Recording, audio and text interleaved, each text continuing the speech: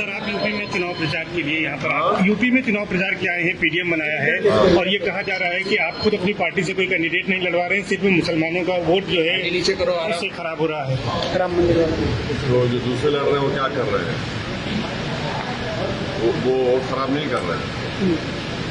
PDM बना है, PDM का हिस्सा है और हमारे ही कैंडिडेट हैं और उनके प्रचार के लिए, उनकी कामयाबी के लिए हम आ रहे हैं।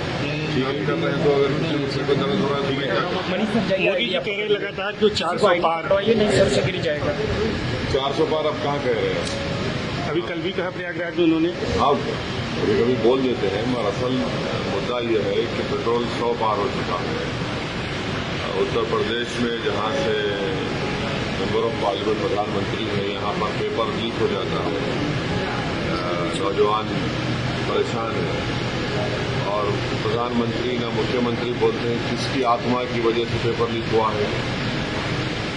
ये नहीं बोला जाता कि प्रधानमंत्री ने विधानसभा के चुनाव में कहा था कि जो जितना जनवर है उसको मैं देख लूंगा। तीसरे फेज में याद होगा आप लोगों को। अभी क्या हो रहा है देखिए, बेरोजगारी इसलिए महंगाई इतनी ज्यादा हो चुकी है।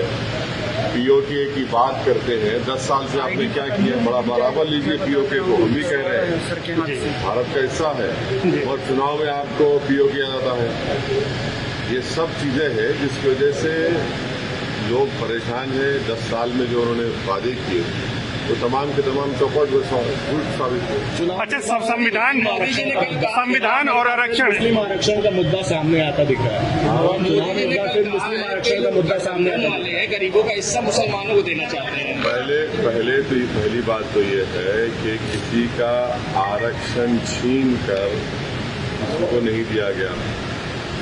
नरेंद्र मोदी देश को बताए कि जो उन्होंने इकोनॉमिक वीकर सेक्शन के ग्राउंड पर जो 10% रिजर्वेशन दिया है उसमें दलित आदिवासी को तो हिस्सा नहीं मिल रहा है, ओबीसी को। जो आबादी में 20% हिस्सा है उनको अब 10% दे रहे हैं और जो आबादी में 80% हिस्सा है उनको अब 28% पे समेट दिए। तो यही तो सबसे बड़ा धोखा उन्होंने किया है आरक्षण का। अमित शाह जी ने ये कहा है कि 4 जून को जिस तरीके की सिचुएशन चल रही है, आपने देखा होगा कि पिछले 4 इंसिडेंट हुई है तो ये बिना भाषण दिए जाना पड़ा है राहुल गांधी और देश को। क्या हुआ है? भगदड़ हुई है, हंगामा हुआ है। राहुल कॉन्फिडेंस दिख रहे हैं। आप पुराने नेता किस तरह से कॉन्फिडेंस को देख रहे हैं? क्या एक बार कुछ बदलाव है? लाठीचार्ज की नौबत भी आई कल आजमगढ़ में। अब एक सभा को ऑर्गेनाइज नहीं कर पा रहे तो चुनाव कैसे लड़ेंगे भाई? सभा को तो ऑर्गेनाइज करना पड़ेगा ना, चुनाव कैसे लड़ेंगे फिर आप? अमित बहुत दिख रहे हैं, किस तरह से आप इसको देख रहे हैं? सीए वगैरह को खत्म करने के लिए जो गठबंधन जो है पार्टी में आना चाह रहा है, क्या कहेंगे? कौन मोदी जी कह रहे हैं क्या कह रहे हैं कि सीए को खत्म करना चाहते हैं, 370 खत्म करना सुप्रीम कोर्ट में केस है, हम खुद उसमें पार्टी हैं, सुप्रीम कोर्ट देखें।